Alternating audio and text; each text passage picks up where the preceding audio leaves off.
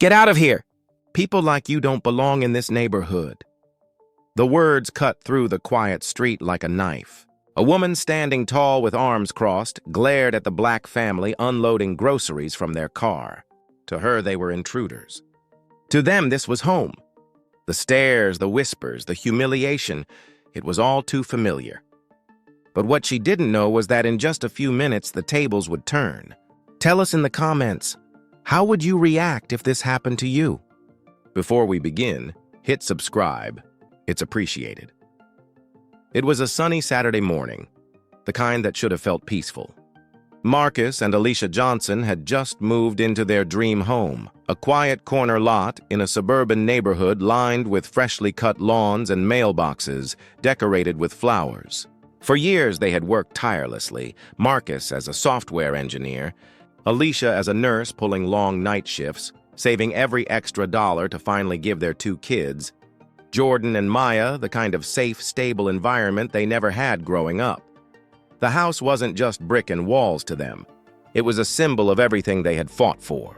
A place to raise their children without fear, to build memories, to feel like they truly belonged. Their kids ran across the yard with laughter echoing through the street, their joy painting the perfect picture of what family should look like. But under that perfect morning sky, not everyone was celebrating their arrival. Curtains twitched. Neighbors whispered. Some smiled politely but kept their distance, their gazes lingering a little too long. And then came the sharp, disapproving glare of one woman, Karen Miller. A longtime resident, she saw herself as the guardian of the neighborhood's standards. And to her, the Johnsons' presence felt like an unwelcome disruption. At first, Marcus brushed it off. They had faced silent judgments before, the kind you learn to ignore. But something about Karen's cold stare held a weight heavier than idle curiosity. It wasn't just a glance. It was a warning.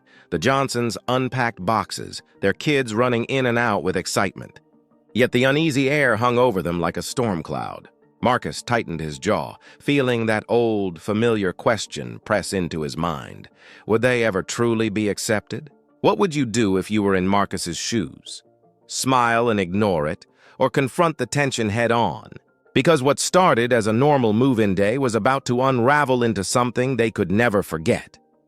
The first real clash came faster than anyone expected.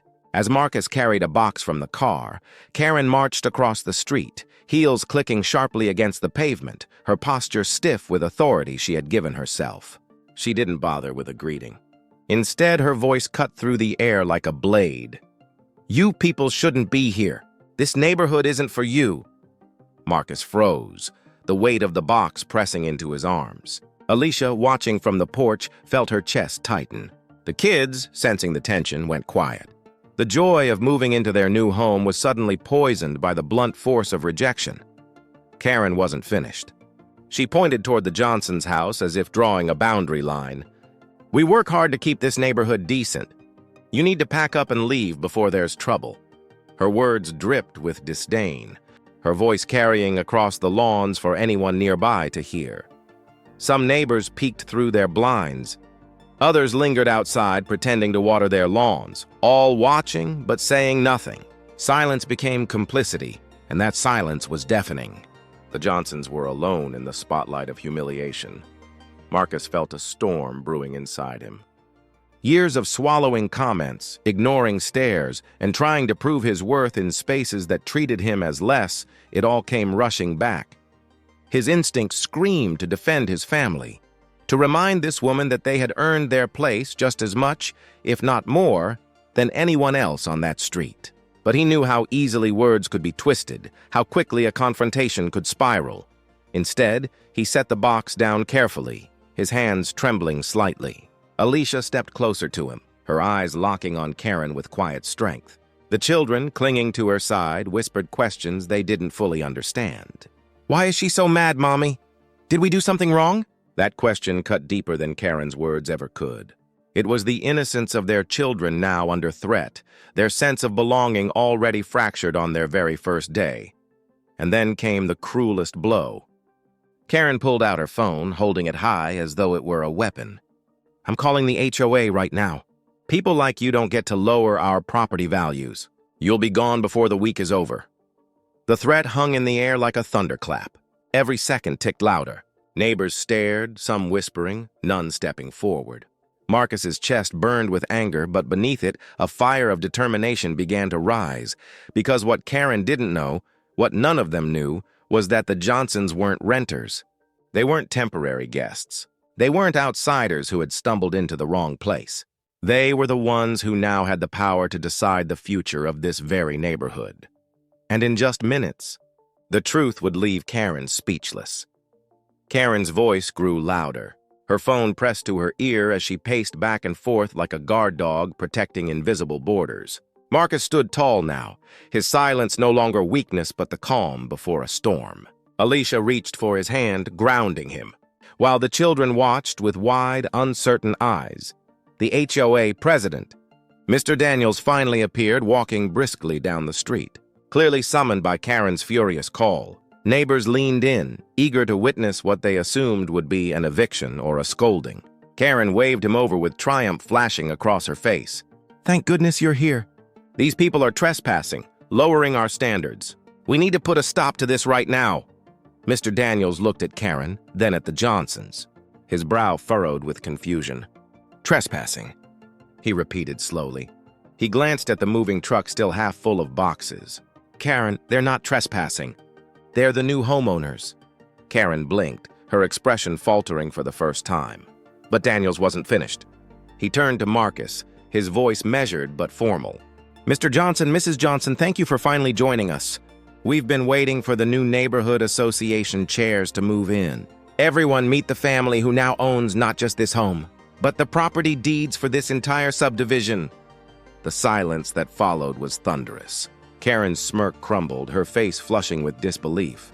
Gasps rippled through the crowd of onlookers, jaws dropping as the weight of Daniels's words sank in. Marcus finally spoke, his voice steady, rich with quiet authority. "We didn't just buy a house here. We invested in this community, and starting today, this neighborhood is under our care."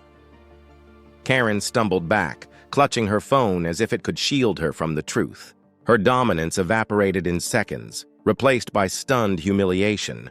The neighbors who had stayed silent now shifted uncomfortably, their complicity exposed.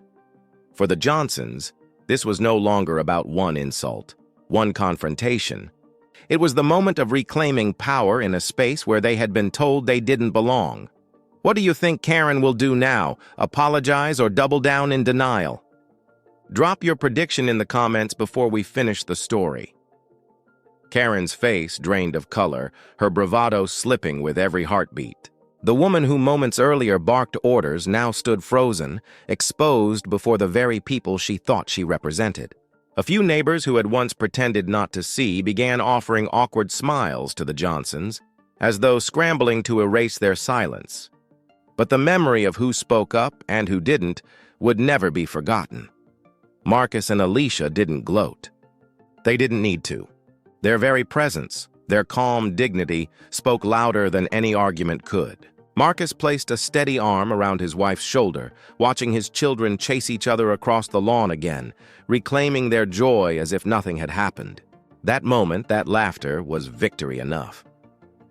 Karen muttered excuses, something about a misunderstanding, but the weight of her humiliation made her retreat across the street. Her authority shattered. She disappeared behind her curtains, the same ones that had judged from the shadows. And while she may have closed her blinds, the truth of that morning spread across the neighborhood like wildfire. The people Karen had dismissed as outsiders now held the keys to everyone's future. The Johnsons knew the road ahead wouldn't be perfect. Prejudice doesn't vanish in a single moment. But that day marked a turning point, not just for them, but for every neighbor who witnessed the fall of arrogance and the rise of truth. Their presence was no longer a question. It was a fact, unshakable, and for Karen, and anyone else who believed families like the Johnsons didn't belong, the message was clear. Belonging isn't theirs to grant or deny. So I'll leave you with this. How many times has someone judged a person's worth before knowing their story? And how many more stories like this will it take before we finally learn? Show some love with a like and subscribe to stay inspired.